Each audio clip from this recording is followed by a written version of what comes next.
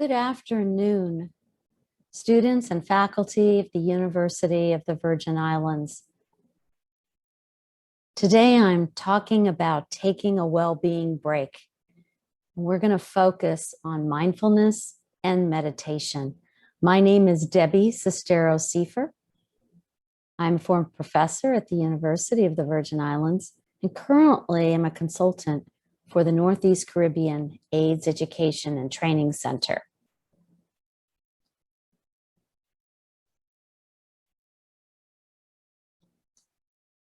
I want you to know that this session is supported by the Health Resources and Service Administration, or HRSA, of the U.S. Department of Health and Human Services, as part of an award that Columbia University has received for providing education and training.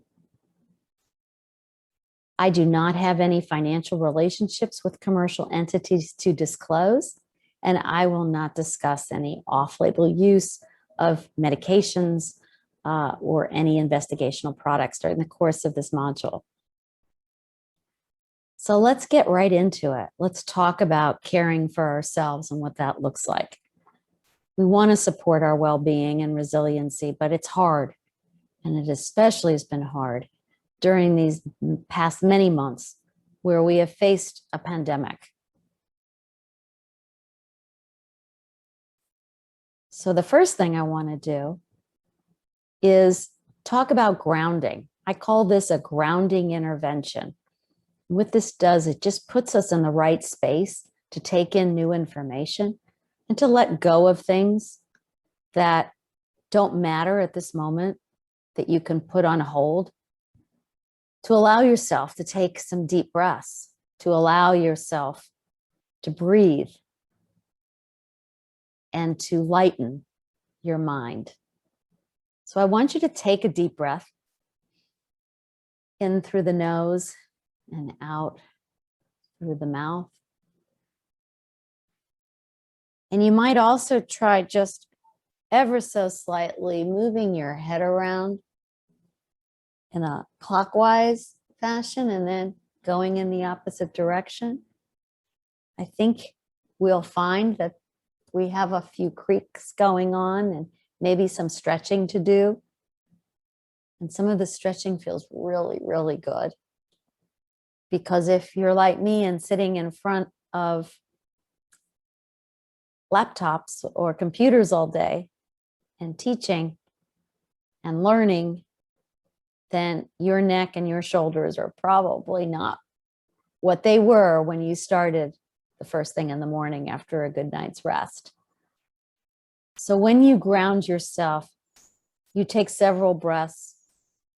You make sure that your shoulders are not in your ears and that they're relaxed and along your back body. And I want you to focus on your feet. Notice that on this slide, I put feet. Well, it's important because your feet need to be touching the floor. That's what grounds you to the earth. And now that you've got your breath going and your feet are on the ground, both of them, I want you to give yourself a hug. I want you to take your left hand and arm and wrap it around to your shoulder and do the same thing with your right. And I don't know how flexible you are, but wherever those hands land, I want you to really give yourself a nice hug.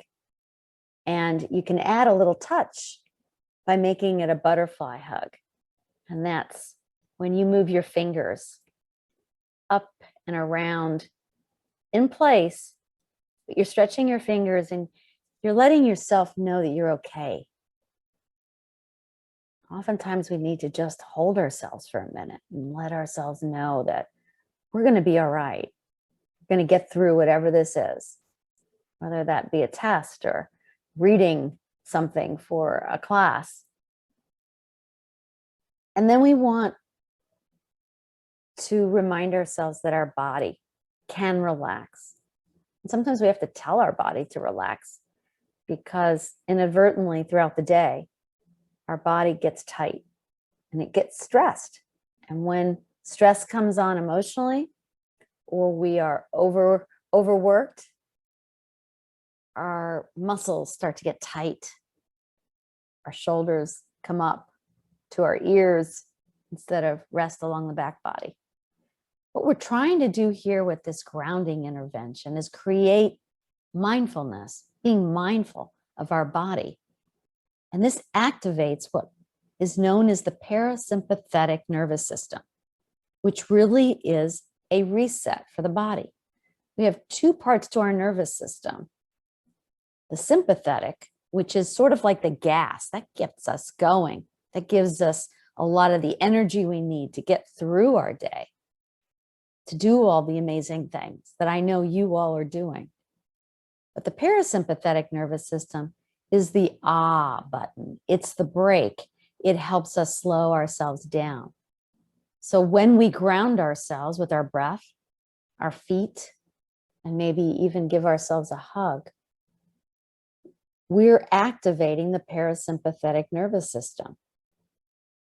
And we're inviting our body to relax, taking deeper breaths and allowing ourselves to rest. Even if this is for 5 minutes, it is so valuable to our well-being when we take this time for ourselves. I call this self-care. So now we're welcoming compassion and self-care. And well, what is self-compassion? What does that mean? Well, more than any time before that I can remember in my lifetime, we are engulfed in a sea of challenging emotions, including fear, loss, anger, disappointment, worry. And one way of navigating these unpleasant and often very familiar emotions is to create for ourselves a cocoon of self-compassion.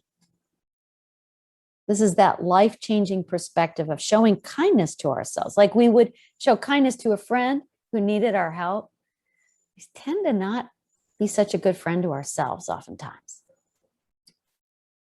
Think of self-compassion as a supportive best friend that lives inside each and every one of us and can be accessed at any time of any day. There are 3 components to self-compassion. 1, we have to decide to be kind to ourselves and allow that to happen. 2nd, we have to have a mindful awareness that when we are in pain or when we are in anxiety or when we are fearful or when we are angry, that we can get relief and that we deserve relief. And then finally, the 3rd component of self-compassion is giving ourselves the opportunity to have a sense of common humanity or connectedness with others. I might be in this room by myself, but when I stop and put my brake on, it reminds me of the bigger world out there and how much I have in common with everyone else that's been working just as hard or maybe harder than I am today. So mindfulness is tapping that natural place of calm. You can see on the left side of your slide, showing the 2 parts of the nervous system, the parasympathetic and the sympathetic. Parasympathetic slows things down, including your heart rate, including your breath. Well, the sympathetic nervous system increases the heart rate. And that's important when we're running a race or when we're getting ready to take an exam or where we need our energy to do something, to help people, to carry our books, pack up our backpack, to drive cautiously and be aware. Tapping our parasympathetic nervous system allows us some time for safety. It allows us to feel cared for because we're providing that care. We're bonding with ourselves, but also thinking about the bigger world out there. And we're feeling connected, maybe to nature. If I sit on the grass outside and I ground myself, I'm also grounding myself in nature. I might start to hear birds singing. I might start to feel the wind. My senses become alive, but my heart rate is resting. And I'm breathing and I'm taking in as much as the good oxygen as I can. So mindfulness is a state of being where we're very conscious and aware of who we are and what our body is doing, what our body is feeling. It's also a mental state, mindfulness, that's achieved by focusing our awareness on the present moment, not what we're going to do 5 minutes from now or an hour from now or a week from now, and not what we just did or what's been happening for the day.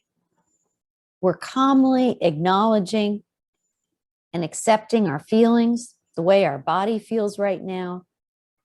And this can be used as a therapeutic technique, a way to calm ourselves down when we feel revved up, when the gas pedal seems stuck and we're revving up and we can't seem to calm ourselves down.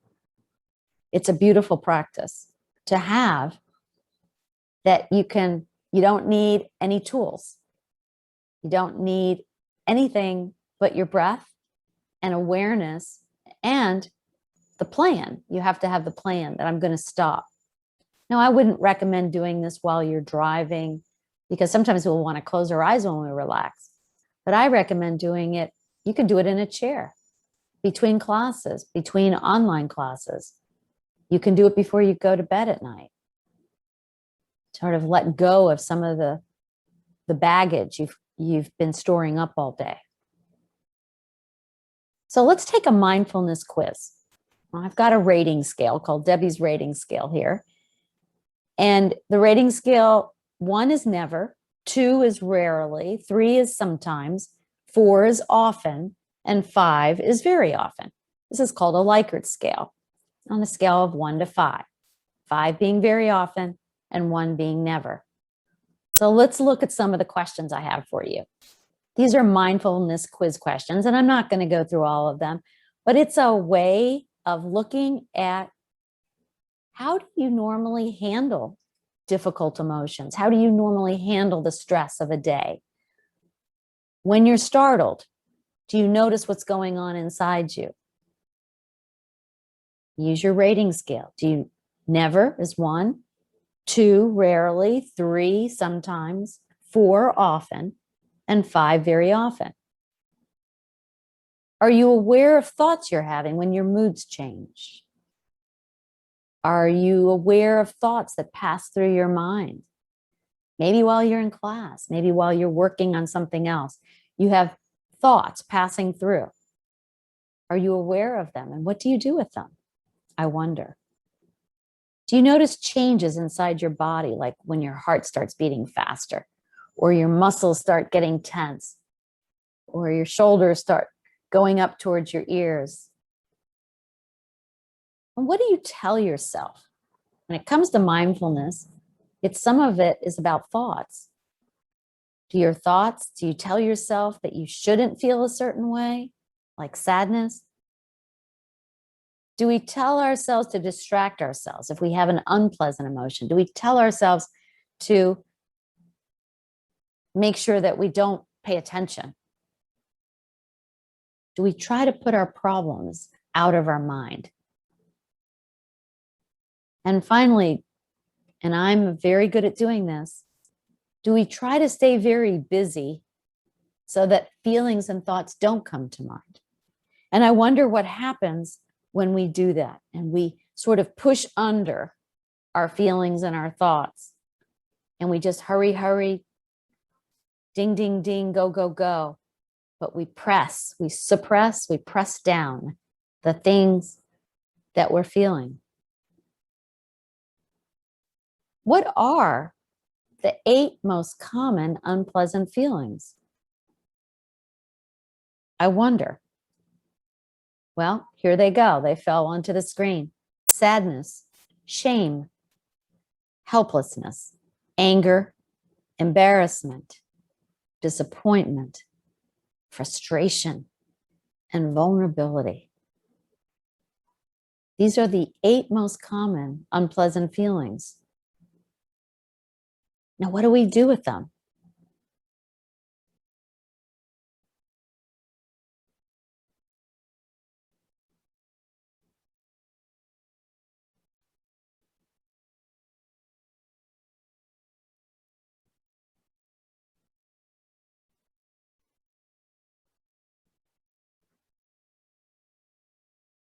I am taking just a little bit of pause here.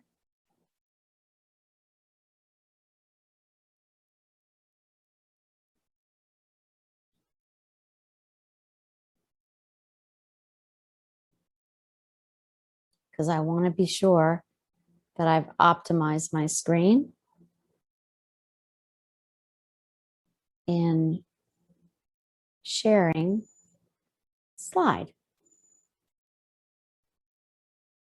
So in this slide, we're going to hear from some people about what do we do with that built up anger?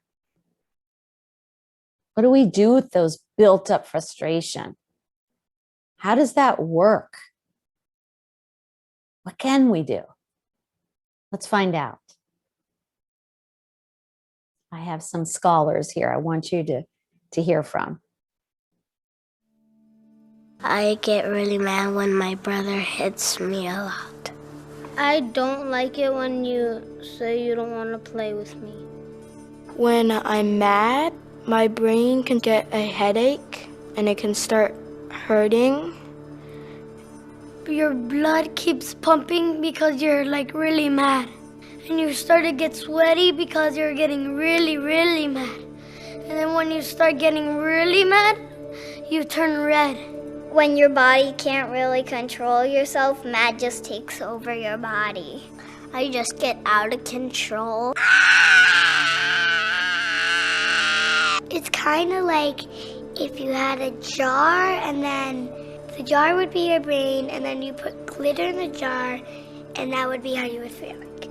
If you shook up the jar and the glitter went everywhere, that would be how your mind looks. And it's like spinning around and then you don't have any time to think. And you sometimes punch stuff and people when you don't really mean it. When I get angry, I feel it in my heart. I really don't like when I get angry. The amygdala really reacts, but the prefrontal cortex tries to keep it down. When I feel like I want to, get really angry and yell, I just sometimes, take deep breaths. First you find a place where you can be alone, then you find some way to relax and calm down. When I need to calm down, I take deep breaths. I breathe in through my nose. Sometimes I close my eyes or just take deep breaths. It's coming down, it's not moving. It's slowing down and then it stops. And the heart pumps slow and then it goes into your brain. It's like all the sparkles are at the bottom of your brain. My brain slows down and then I feel more calm and then I'm ready to speak to that person.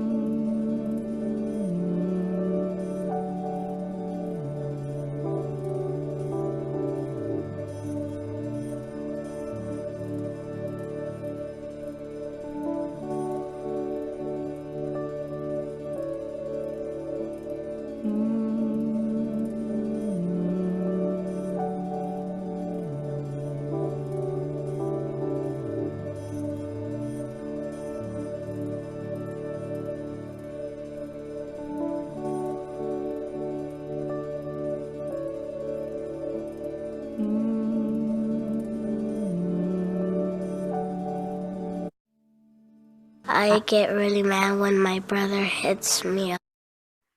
I can't think of better teachers than these young people. I couldn't have taught mindfulness any better than what you just experienced. So think about, what do you carry with you? What would you like to release using mindfulness, putting that brake on, using that natural parasympathetic nervous system side where you can put a brake on all of the swirling sparkles in your head.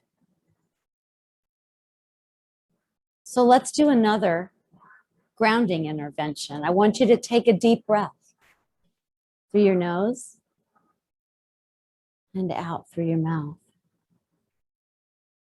And I want you to focus on your feet and be sure that they're touching the floor. Keep breathing in and out. And the next time you exhale, I want you to do it with a sigh. You'll actually have an audible sigh. So you breathe in and you sigh. Breathe in.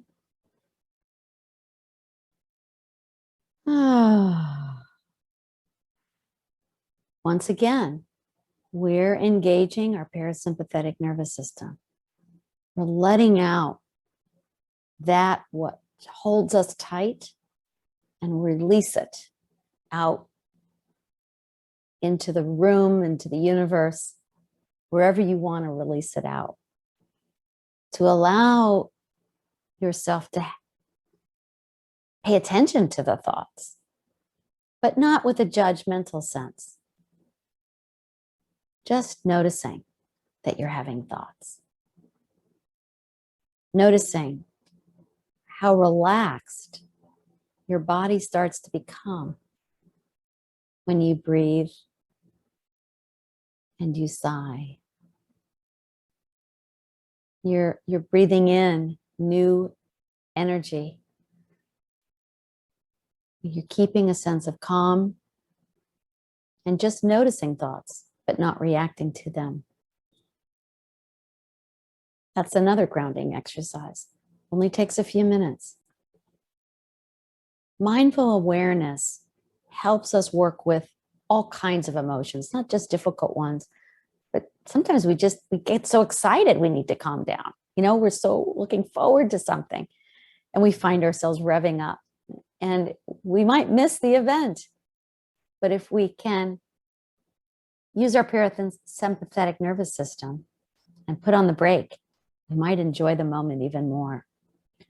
Mindful awareness allows us to stay with difficult feelings and suffering long enough to make a conscious decision to take care of ourselves. And when we touch ourselves, and I often tell people, this is a very important thing. Remember the butterfly hug. This is another thing. You can put your hand over your heart and you're letting yourself know that you're okay. You have an inner wise person in there, and it's you who can teach yourself to be mindful and relax. This is why infants respond so well to touch. They can't speak to us, but when we touch them, it sets up their parasympathetic nervous system to calm, like it's going to be okay. Someone is here. You're all right. Well, we have that someone right inside of us. It's us. It's about self-care. Building our resilience in life is about staying with emotions in a non-judgmental way. All emotions are great, even the hard ones. They're all important. We just don't want to get lost in them. We want to find out what's really happening with us so we can make sure we get the right remedy. It might be that we need to talk to someone else. Maybe we need to take a nap. Maybe we need to take a walk and breathe in nature. Maybe we need to call a family member, someone that knows us well, and release. It's important that we listen to our own words so that we can understand that maybe these emotions are here to protect us in some way, to let us know that we need to take better care of ourselves, perhaps. Meditation is a type of self-awareness. It's a type of mindfulness. It lets things go that cause us distress. It allows us not to be judgmental and harsh on ourselves. And it allows us to focus on things that really do matter. Meditation is a practice where we use a technique such as mindfulness, where we focus our mind on a particular object, like a candle, or just something in our environment. And we train ourselves to pay attention and let things go without any judgment. They're there. We know how to get those feelings back, but we're just going to disassociate ourselves from them so that we can bring on that natural, calm, and stable self that is needed in order to make important decisions, that's needed to get a good night's sleep and good rest, because that's important to our health and wellness. Meditation is a very intentional practice. It's non-judgmental, as I've said. And the heart of meditation is not simply in focusing on one object or a thought, but it's rather trying to achieve a focus where you can let things go and not let them get you irritated, but just notice them. It helps you get a little space from things that may be troubling and invite that sense of gratitude and feeling of self-worth and wellness, bringing into yourself. We want to unburden ourselves, and that's what meditation does. It lets us collect the things that we have been building up throughout the day.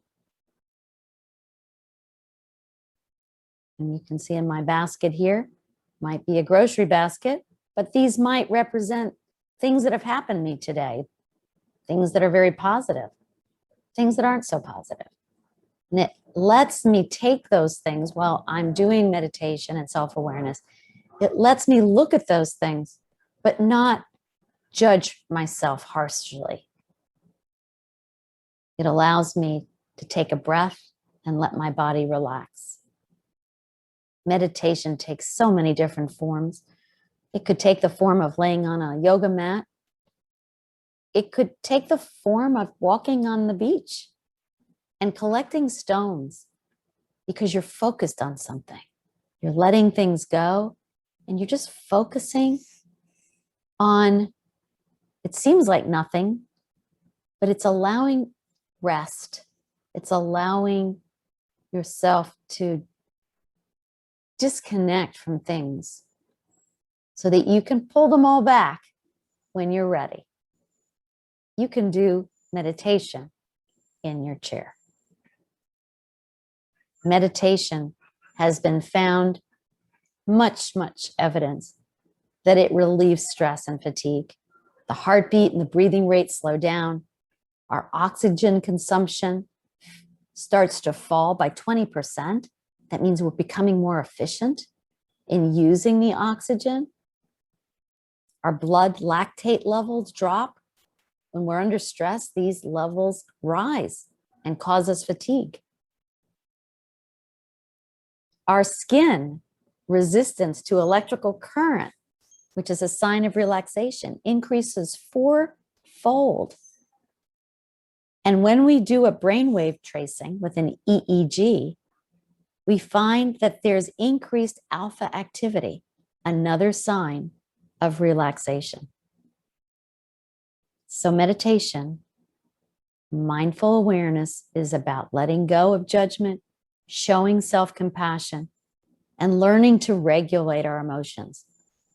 We need all our emotions, and they're important to us. They make us who we are. It helps make us mindful of the environments that trigger us.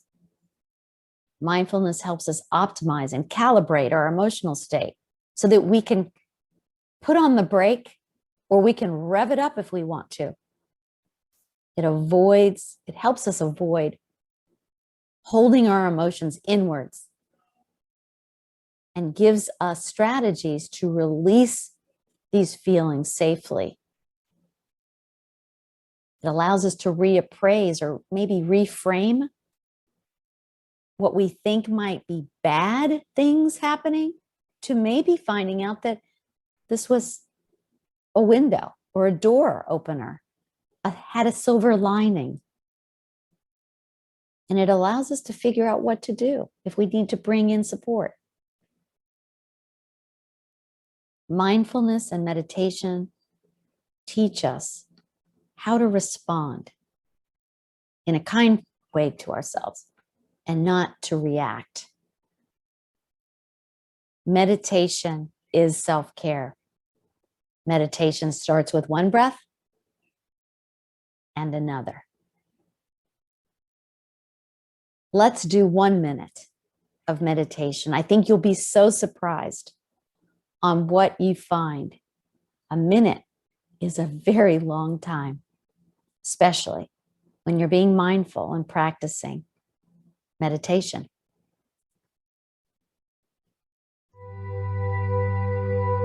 I want you to work from your senses, and I want you to ground yourself.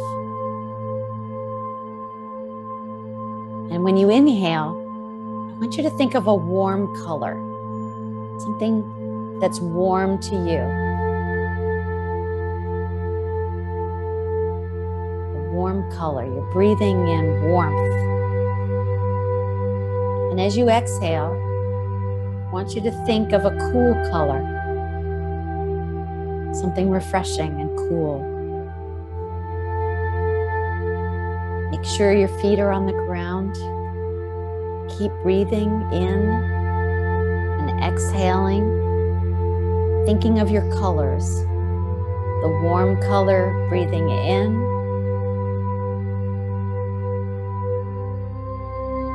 and the cool color breathing out.